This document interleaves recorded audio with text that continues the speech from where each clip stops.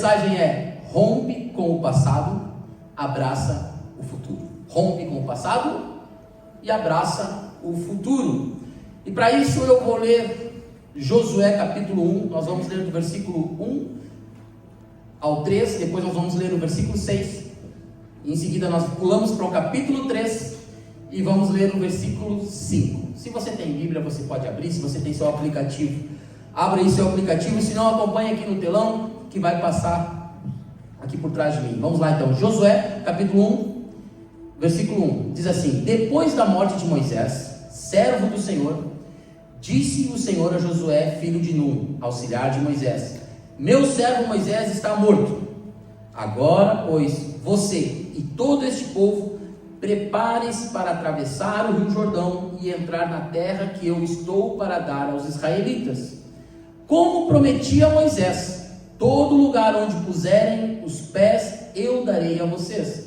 Pulamos para o versículo 6, que diz assim: seja forte e corajoso, porque você conduzirá esse povo para herdar a terra que prometi sob juramentos aos seus antepassados. Aí avançamos lá para o capítulo 3, no versículo 5. Josué, depois de toda essa informação que ele recebe do Senhor, então ele transmite ao povo. Diz assim: Josué ordenou ao povo: santifiquem-se, pois amanhã o Senhor fará maravilhas entre vocês. Santifiquem-se, pois amanhã o Senhor fará maravilha entre vocês. Amém? Gente, existem momentos na nossa vida que são marcados por alguma transição que nós vivemos. E existem transições que mudam determinadas fases da nossa vida. Nós estávamos vivendo algo e de repente nós fazemos uma transição e passamos a viver outra fase da nossa vida. Algumas transições elas podem ser profissionais. Quantos já trocaram de profissão aqui? Já começaram como contador e hoje são esteticista, né? Nós vamos trocando assim de profissões. Então as transições da nossa vida, elas podem ser profissionais, elas podem ser geográficas. Quantos daqui transformaram a vida em 2 malas, se lançaram para outra vida? É uma transição geográfica. Elas podem ser transições físicas, né? Das pessoas que dizem: agora o shape vem. Quantos já falaram isso? Quantos foram na academia lá, se inscreveram e disseram: agora o shape vem? Elas podem ser transições emocionais. Na verdade, chega uma hora que nós estamos cansados dos relacionamentos tóxicos. Nós estamos cansados do ambiente onde nós estamos inseridos, que nós dizemos: chega, emocionalmente eu estou caído, eu estou quebrado e eu preciso viver uma nova estação emocionalmente. E as transições, elas também podem ser transições de mentalidade, transformações na nossa mente. Nós pensávamos e agíamos de um jeito e passamos a pensar e agir de um outro jeito, não é verdade? A partir do momento que a nossa mentalidade ela é transformada, nós deixamos de ter as atitudes que tínhamos numa fase anterior. E a verdade é que constantemente, Brasa Church, nós estamos a viver inícios e fim de ciclos. Vocês conseguem observar na vida de vocês tantos inícios e finais de ciclos que aconteceram já? Né? Eu já tive a fase do pagodeiro, que eu usava aquela sapato de bico quadrado. Aí de repente eu passo para usar um riff na fase do skatista. E agora eu estou aqui na fase do tio do pavê. Quanto mais confortável o calçado for, melhor. Mas nós estamos em constantes mudanças. E por isso nós precisamos estar prontos para que a nova estação, quando ela chega na nossa vida, não nos encontre despreparados. A pior coisa que tem é uma nova estação chegar na nossa vida e nos encontrar despreparados. Você imagina, quando você transita de um continente para o outro, aonde você sai do calor, você sai do verão e vai para um continente passar férias ou visitar a família que está muito frio, você não pode levar as roupas que está vivendo naquela estação de verão, não é verdade? Porque os tempos são outros no lugar para onde você está indo, então as roupas precisam ser outras. Então quando nós olhamos para esse texto que nós acabamos de ler sobre Josué, nós vamos perceber que Josué ele recebe uma direção clara de Deus. Deus diz assim para Josué: prepare-se para atravessar o rio Jordão. Há uma transição a iniciar aqui, e Deus comunica com o seu filho dizendo: Josué, prepare-se para atravessar o Jordão.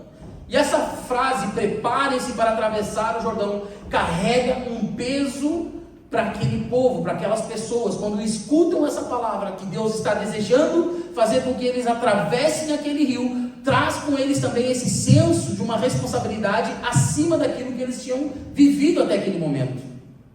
Pois por muitos anos aquele povo, ele estava acostumado a montar a tenda, desmontar a tenda, caminhar pelo deserto, mas eles tinham uma voz de comando chamada Moisés. Diga assim, Moisés. Existia uma voz no meio daquele povo que orientava todas as transições, todos os momentos de armar a tenda, desamar a tenda e seguir caminhada. Porém, o que Deus diz para Josué, quando ele começa? Josué, meu servo Moisés é morto. E agora, a voz que nos direcionava tinha cessado, e a partir de agora Deus nos dá uma ordem para avançarmos. Então aquele povo poderia estar num momento de desestabilidade emocional, porque para eles uma transição não poderia existir sem o seu libertador, sem o legislador que Moisés foi até determinado tempo. Moisés, ele liderou o povo de Israel. Eram cerca de 600 mil homens, fora mulheres e crianças, que saíram do período de escravidão do Egito e transitaram agora para o deserto. Nós mais ou menos podemos dizer que eram cerca de 2 milhões de pessoas que existiam naquele povo. Então Josué, ele foi um líder que liderou 2 milhões de pessoas num deserto. Deve ter sido fácil, né? É muito fácil liderar criança, jovem, velho, falar para os gados ainda andem, e no deserto. Mas nesse período de 40 anos, ele foi a voz de Deus naquele povo. Mas naquele momento, o desafio de Josué e do povo todo de Israel era não olhar mais para as circunstâncias e confiar na promessa.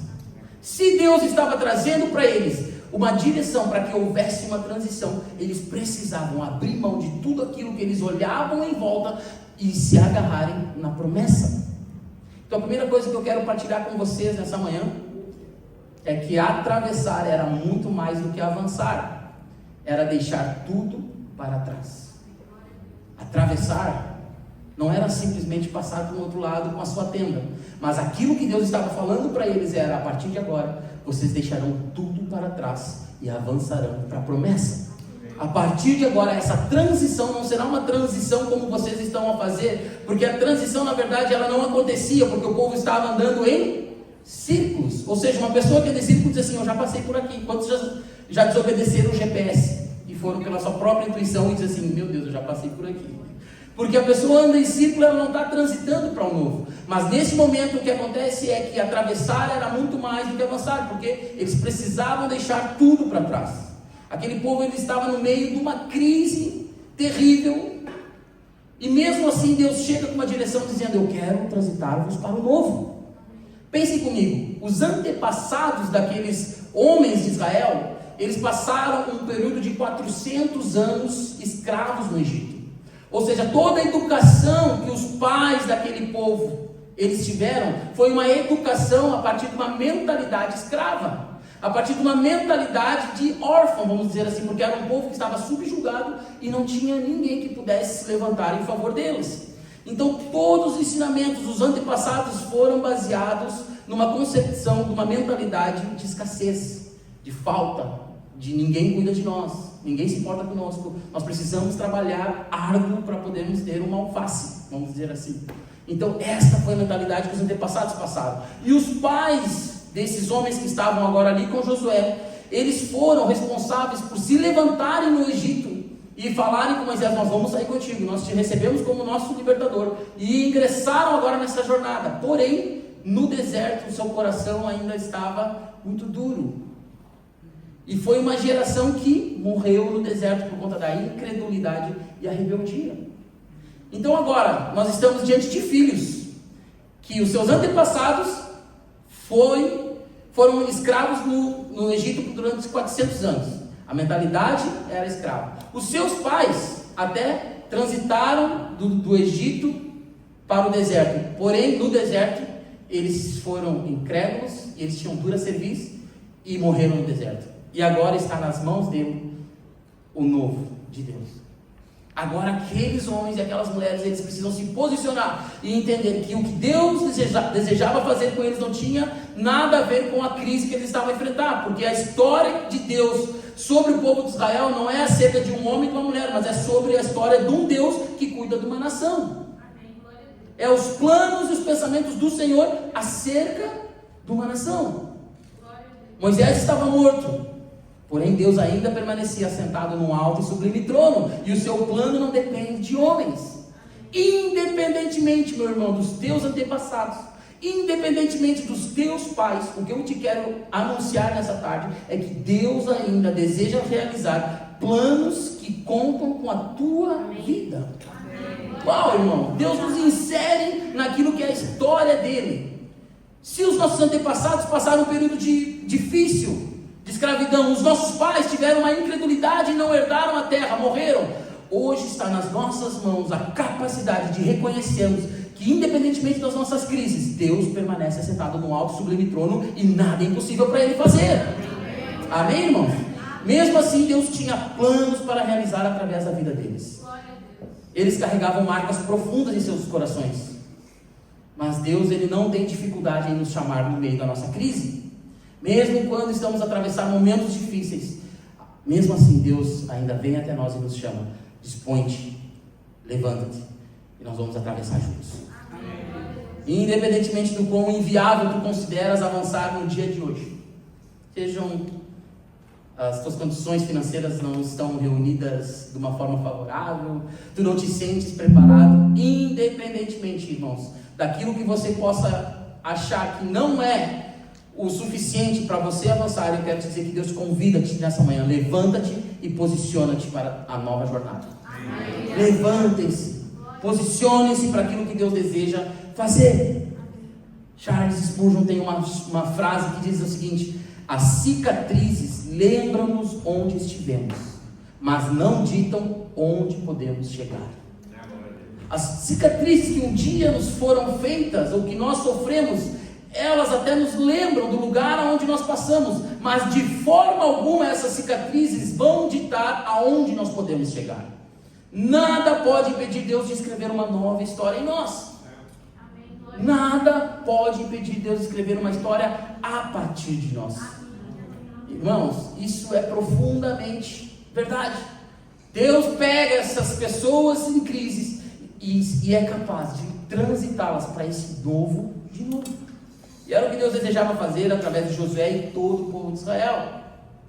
Então, se nós formos ver aqui no capítulo 3 de Josué, no versículo 5, Josué dá uma ordem ao povo. O que ele fala?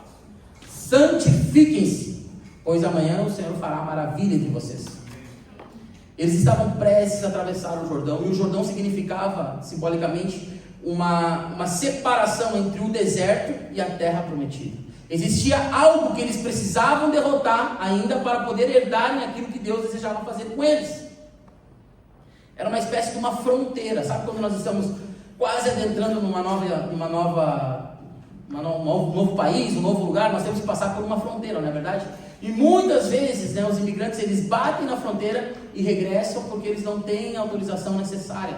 Então, naquele momento que o povo estava vivendo, nós estamos na fronteira da terra prometida. Agora, tudo que nós precisamos é atravessar esse Jordão, porque do outro lado existe uma promessa de Deus a ser realizada nas nossas vidas.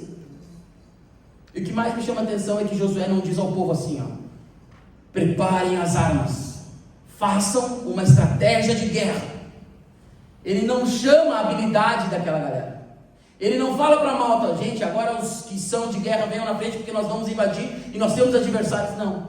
A primeira coisa que Josué fala ao povo, sabendo que Deus era o dono da obra, é santificai-vos. Santifiquem-se, porque a obra não é nossa. Essa obra é do Senhor. E sem santidade, ninguém verá Deus. Isso precisa ser o nosso ensinamento hoje. Aonde a verdadeira guerra acontece.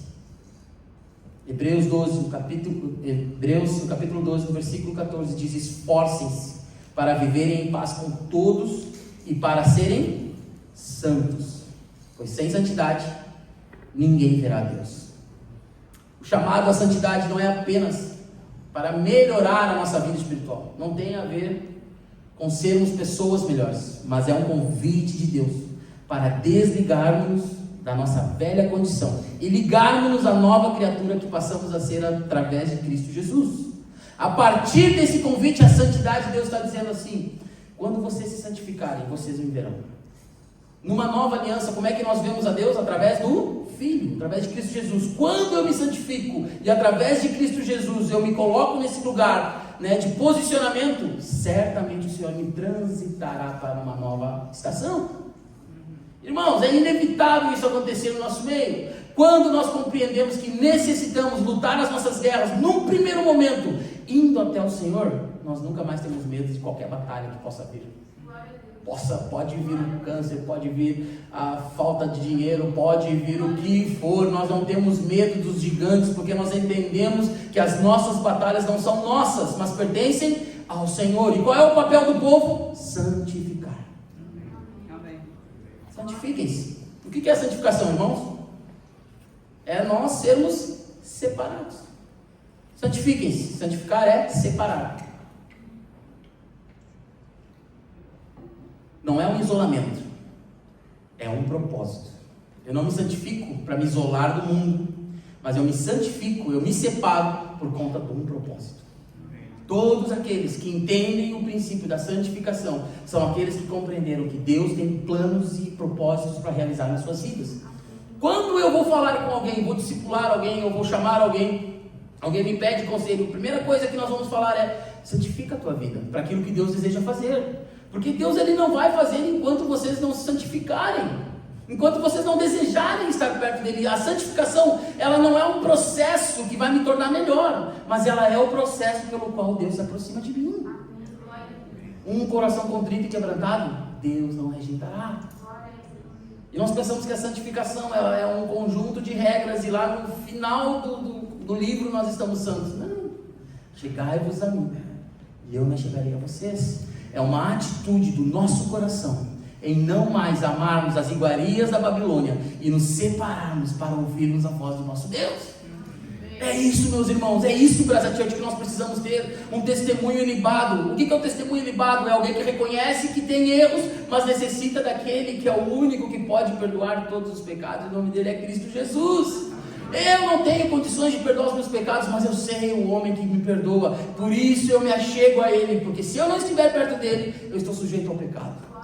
E mesmo perto do Senhor, eu preciso estar com os meus olhos fitos nele, porque uma vez que eu coloquei os meus olhos em ti, nada mais me satisfaz. E aí nós cantamos essas canções, não é verdade? Só quero a ti, nada mais, mas essa precisa ser a verdade de um povo que entende, que precisa da santificação para ver o seu Deus. Por isso Josué diz: santifiquem-se, porque amanhã o Senhor fará maravilhas em nosso meio. E deixa eu te dizer uma coisa, meu irmão: rompe com o passado nessa manhã e abraça o que Deus tem para ti no futuro. Eu não sei o que aconteceu ao longo da tua história, mas independentemente do que tu viveu, não é um empecilho para que Deus possa conduzir-te para outra margem do Jordão. Independentemente do que tu passaste, eu quero te dizer, isto não é um empecilho para que Deus te transite para o outro lado do Jordão. E do outro lado do Jordão, sabe o que tem? A promessa. A promessa. E nós vivemos como aqueles que sonham, aguardando a volta do nosso Senhor Jesus. E esta é a promessa que move o nosso coração. E então, independentemente do que nós vivemos, Deus deseja nos conduzir para esse outro lado. E tudo o que nós precisamos, Deus já colocou nas nossas mãos. Tudo o que tu precisas para te santificar, Deus já te colocou nas mãos. Tudo aquilo que tu precisas para viver essa transição na tua vida, Deus já te colocou nas mãos. Sabe qual é a frase que mais tem paralisado pessoas, ou feito com que pessoas não alcancem aquilo que é as promessas, os propósitos de Deus? É uma frase que começa assim: ah, se eu tivesse, eu faria. Se eu tivesse, eu me entregaria, né? Ah, se eu tivesse um bom emprego. Cara, se eu tivesse um carro, se eu tivesse uma esposa, um filho, se eu tivesse isso, se eu tivesse aquilo. Mas em contrapartida, em Filipenses, no capítulo 3, no versículo 7, eu vejo Paulo a declarar que: mas o que para mim era lucro, eu passei a considerar perda por causa de Cristo. Mais do que isso, eu considero tudo como perda, comparado com a suprema grandeza do conhecimento de Cristo Jesus, meu Salvador, por cuja causa perdi todas as coisas eu as considero como esterco para poder ganhar a Cristo. E no início do versículo 9 diz, e ser encontrado nele. Enquanto uma geração diz, se eu tivesse, Paulo que tinha, ele diz, eu considero tudo como esterco. Eu não tenho apego algum com coisa alguma, desde que Cristo seja a minha fonte, desde que Cristo seja a minha suficiência, e Ele sendo a minha suficiência, eu sei que eu posso andar por vales, por dificuldades, por lugares altos, por lugares áridos, desde que Cristo esteja comigo. Eu não preciso de um bom emprego, eu não preciso de uma promoção, eu não preciso de um marido, eu não preciso de uma esposa, eu não preciso de filhos. O que eu preciso é do Senhor Jesus e os seus propósitos em mim. Por isso, santifiquem-se para que Deus possa fazer. São 3 anos dessa casa, meus irmãos, e nós estamos vivendo esse último mês de intensas mensagens acerca do novo que Deus deseja fazer. Eu tenho plena convicção que nós precisamos ter essa nova mentalidade para aquilo que são os próximos tempos dessa casa. E Deus inclui e conta conosco para que possa fazer com que o seu reino venha, desça e constranja todos os corações. E nós seremos os agentes dessa modificação. Amém, irmãos? Amém. E falando sobre tudo que nós precisamos, nós temos, eu lembro-me de Davi. Quantos lembram de Davi? Quando Davi ele vai, quando Deus chama Samuel, diz Samuel, olha só, vai até a casa de Jessé, o belemita, porque dentre os seus filhos, eu me tenho provido de um rei. Existia a provisão de Deus entre os filhos de Jessé. Então Samuel levanta-se, vai até Jessé e diz, Jessé, olha só, Deus me enviou aqui, traz todos os teus filhos, faz-os sentar na mesa, porque Deus, ele deseja levantar um rei no meio dos seus filhos. Todos os filhos são chamados para aquela reunião, menos um. Quem? Aquele que seria o rei. Nós estávamos ali então nessa reunião, vamos dizer assim, falando sobre coisas que Deus desejava fazer, mas aquilo que Deus separou não estava naquela reunião, e muitas das vezes isso acontece conosco. Davi não estava, entretanto Deus olhou para Samuel e disse assim, Samuel, tu estás olhando com um olhar muito humano, eu não escolho pela aparência, eu escolho pelo coração, e aquele que eu escolhi não está nessa mesa. Então Samuel diz a Jessé, olha só, tem mais alguém? Tem o Davizinho está lá no campo. Então ele manda chamar Davi entra e Deus diz, é esse aí mesmo. Então Samuel unge a Davi. Deus usa Samuel para ungir a Davi. Em determinado momento, existe um gigante que vem contra o povo de Israel. Todos os exércitos de Israel estão tremendo, se diz que os joelhos batiam diante daquele gigante. Davi, o pequenininho, que foi ungido rei, ainda não era rei, mas aquele gigante serviria como uma transição do menino do campo, do pastorzinho, para o início do reinado do grande rei Davi. Mas era preciso derrubar aquele gigante.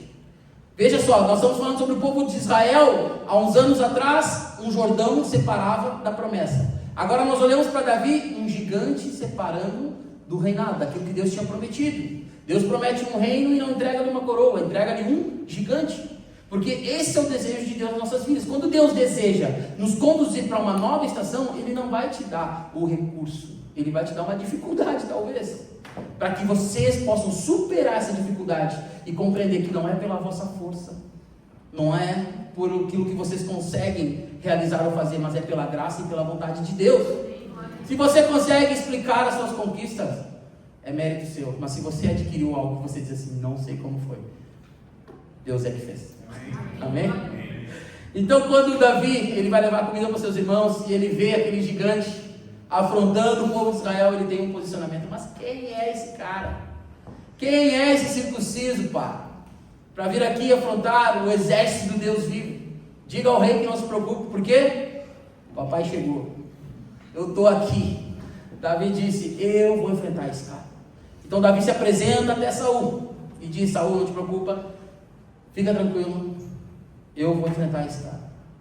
1 Samuel no capítulo 17, versículo 38 e 39, diz que, então Saul vestiu Davi com sua própria túnica, colocou-lhe uma armadura e um capacete de bronze na cabeça. Davi prendeu sua espada sobre a túnica e tentou andar, pois não estava acostumado àquilo. E disse a Saul, não consigo andar com isso, pois não estou acostumado. Assim, tirou tudo aquilo. Davi, ele rejeita a armadura de Saul. porque não era o que ele iria utilizar, nesse caso a armadura ou a espada, que iria derrubar o gigante, mas sim a convicção de quem estava ao seu lado naquela batalha. Por isso eu quero te dizer, irmãos, não é o que você tem, mas é a convicção de quem está contigo. Não é a armadura que faz o guerreiro, mas é a convicção de quem está com esse soldado.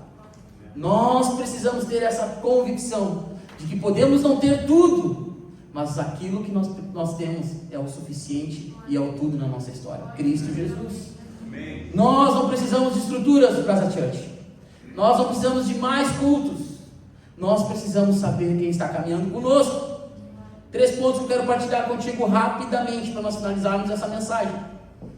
Primeira coisa que eu quero dizer é que há coisas que não atravessam conosco para outra margem, ok? Nós precisamos aprender a viver e praticar o desapego. Quem sabe o que é o desapego? É algo que nós estamos apegados e de repente nós desapegamos. Eu já contei uma história aqui de uma chávena. Quantos lembram da história da chávena? Legal, ninguém. Eu tinha uma chávena que eu gostava muito. Aquela chávena sofreu uma queda e de repente a alça daquela chávena salta e aí eu fico sem a alça. E alguém já bebeu um café sem alça numa chávena? Os dedos queimam, mas a chávena era muito bonita, não ia botar fora. Em determinado momento, estou tirando a louça da máquina, aquela chávena partida, eu assim, quase me cortei, eu escuto uma voz, joga isso fora. Eu, o quê? Não, essa chávena é minha de estimação. O dedo queima? Queima. O café já fica horrível, o dentro fica, mas não tem nada a ver, minha chávena é de estimação. Não desapego dela. Mas aquela voz insistiu, joga no lixo essa chave. E eu, é verdade, para que eu estou guardando coisa quebrada? Vou jogar fora. Naquela mesma semana, meu cunhado estava de férias em Punta Cana. Ele regressa das suas férias e ele diz, meu cunhado, tenho um presente para te dar. O que ele me entrega? Uma chávena. E o que diz na chávena? Para mim, cunhado. Gente, aquela chávena tem uma história, porque é como se o Senhor falasse, se tu não tivesse desapegado dessa coisa partida, eu não te poderia trazer algo lá de Punta Cana. Algo que tu nunca teria acesso. E eu te trouxe 3 dias depois. Essa é a prática de um verdadeiro filho de Deus. Nós não estamos apegados a coisa alguma. Nós consideramos tudo como perda ao prêmio de sermos encontrados em Cristo Jesus e adquirirmos as coisas que Ele tem preparado para nós. Eu amo isso, gente. E aí o povo de Israel, eles precisavam entender. A partir daquele momento, eles precisavam largar o maná. Porque toda vez que eles tinham fome, caía o manazinho do céu, o pãozinho vinha.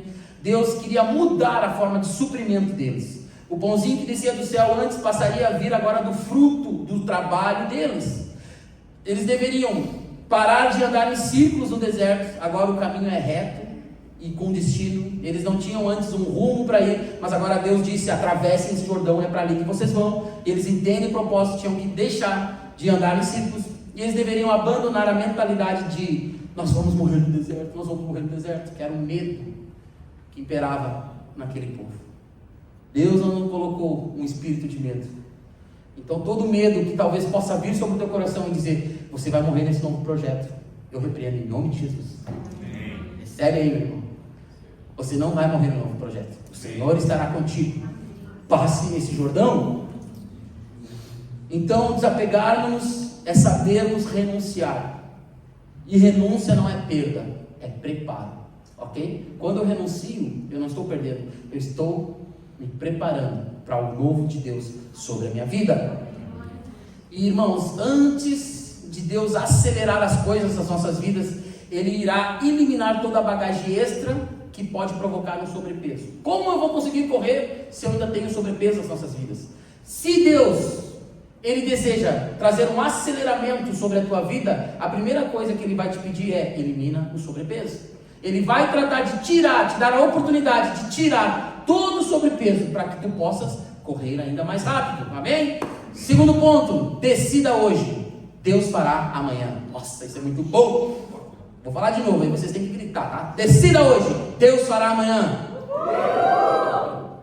Isso é maravilhoso, meus irmãos. Observem que em Josué 3, no versículo 5, existe uma ordem e ao mesmo tempo da ordem existe uma promessa. Josué, capítulo 3, versículo 5 diz, Josué ordenou ao povo, santifiquem-se. O que é se santificar? É a ordem, ok? Pois amanhã o Senhor fará a promessa.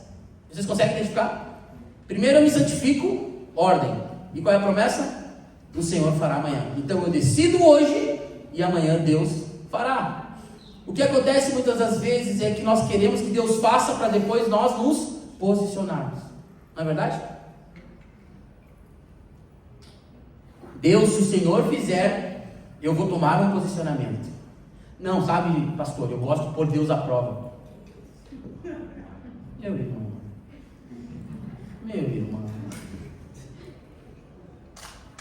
Você não está a servir um patrão que vai falhar contigo.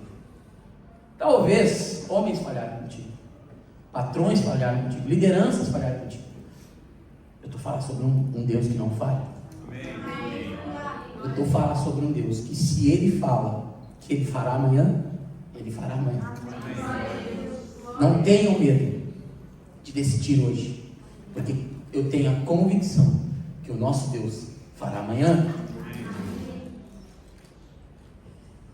Hebreus capítulo 11, versículo 1 e depois o versículo 6 diz assim: ora, a fé é a certeza daquilo que esperamos e a prova das coisas que não vemos. Sem fé é impossível agradar a Deus, pois quem dele se aproxima precisa crer que ele existe e que recompensa aquele que o busca. É a fé, meu irmão. Uma fé proativa.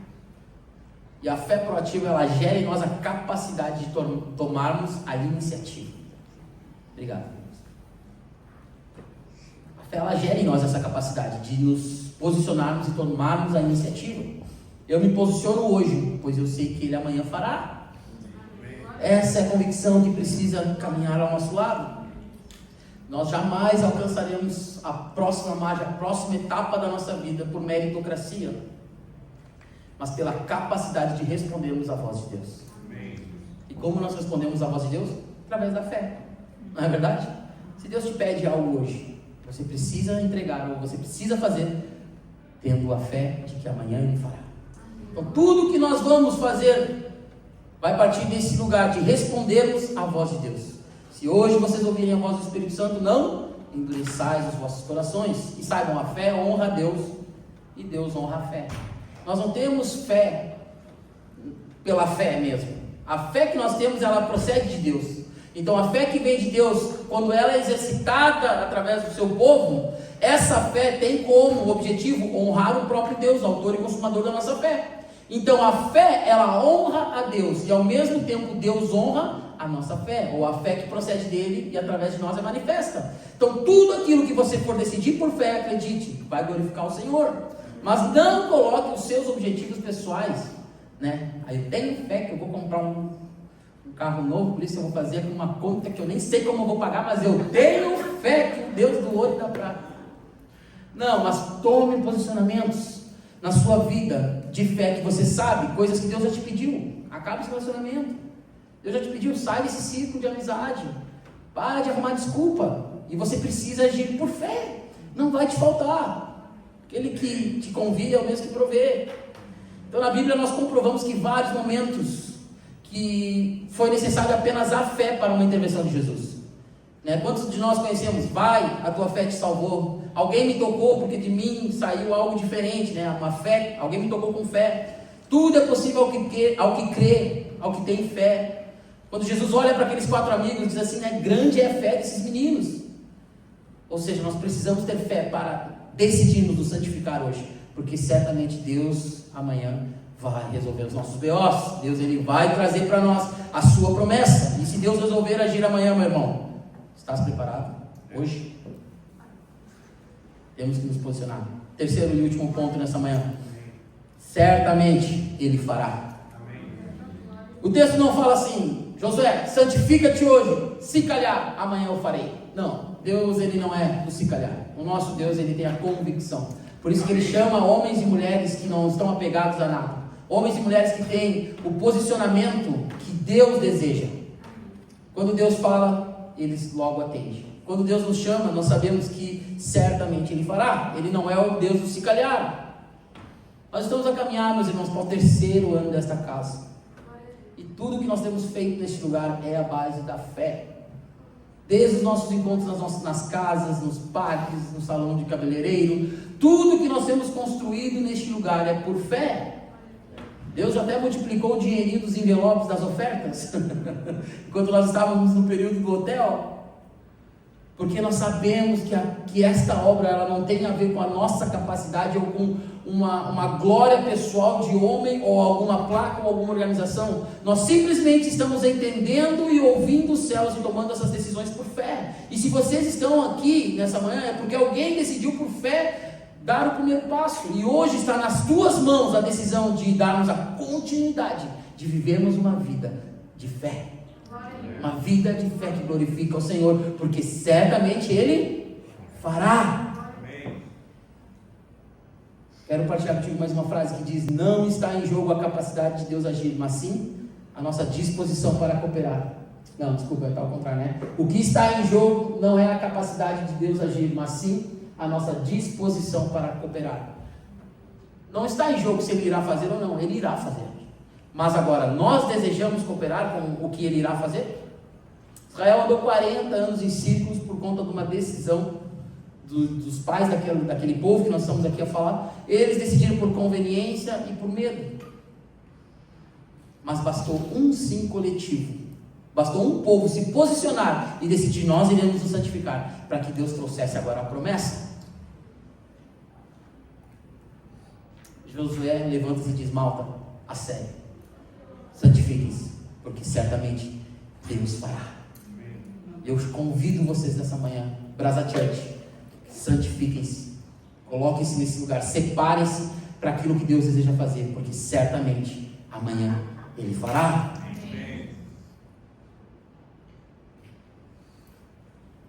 Os traumas poderiam ter parado os pais daquele pessoal, poderiam ter paralisados, mas muito pelo contrário. Eles decidiram se posicionar, sem saber o que queriam enfrentar. Mas eles honraram os 40 anos de sacrifício que seus pais tiveram no deserto. Eles poderiam abandonar talvez ali e voltar para o deserto, mas eles poderiam olhar para trás e dizer: durante 40 anos nossos pais caminharam nesse deserto, para hoje nós podemos atravessar para aquele outro lado da margem. Sabe, malta, e eu olho para isso com respeito por tantas gerações que passaram de nós, tantas pessoas que investiram nas nossas vidas, orações, né? Por trás de todo adolescente, por trás de todo jovem, existe uma mãe, uma avó, que constantemente estava ali no deserto, orando, jejuando, para que um dia o Senhor tomasse aquele homem e aquela mulher. E eu olho para esses, eu estava observando essa geração que morreu no deserto, e o meu coração começou a pesar, dizendo, no sentido assim, nós muitas das vezes julgamos essas pessoas, porque eles não conseguiram observar que, né, Deus queria nos levar para outro lugar, era tão fácil decidir, eles viram os milagres. Cara, mas eles peinaram, eles morreram no deserto para que os filhos pudessem entrar na terra prometida. Era o que eles tinham para oferecer para os seus filhos, mas eles não pararam, eles ficaram em círculos ainda, e os seus filhos conseguiram herdar a terra. Então eu quero te dizer, existiu pessoas no passado que investiram para que hoje tu pudesse estar aqui. E mesmo que tu diga assim: não, na minha família eu sou o único cristão, eu sou o único que recebeu Jesus, deixa eu te dizer, missionários deram a vida neste lugar, para que o Evangelho pudesse chegar aqui. Pessoas abriram mão do seu próprio conforto para plantar uma igreja para alguém que talvez nem sabe quem são essas pessoas. Existem muitos anônimos no reino de Deus que são maiores do que aqueles que estão em plataformas e são hoje reconhecidos digitalmente. Por isso eu quero te dizer, meu irmão, tudo que nós estamos vivendo, alguém pagou um preço para nós aqui estarmos. John Piper tem uma frase que diz: o que Deus quer fazer em nós é sempre maior do que aquilo que temos medo de deixar para trás.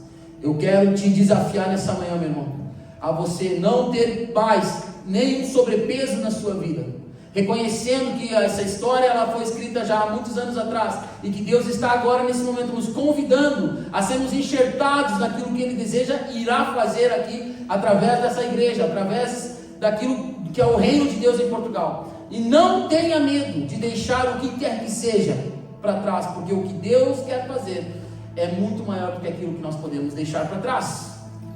Feche os teus olhos, em nome de Jesus. Meus irmãos, nós estamos vivendo um tempo de travessia. Esse é um tempo de transição. É tempo de nós deixarmos aquilo que nós adquirimos no deserto e nós estarmos preparados para pisarmos na promessa onde Deus deseja nos levar. E ninguém irá atravessar esse Jordão, ninguém irá ingressar nessa nova estação com uma bagagem do passado ainda, ou com alguma armadura emprestada. Por isso te desfaz de toda a roupa do passado, se desfaz de toda a bagagem do passado, porque eu tenho convicção que Deus está a mover-nos. Nós estamos à beira de algo novo, e não será igual, não será com as ferramentas antigas, não será um método antigo que nos irá fazer viver tudo que Deus deseja fazer nessa casa. Por isso eu declaro nessa manhã sobre as vossas vidas: santificai-vos, porque amanhã o Senhor fará maravilhas no nosso meio, em nome de Jesus. Se hoje nós decidirmos, amanhã certamente Ele fará.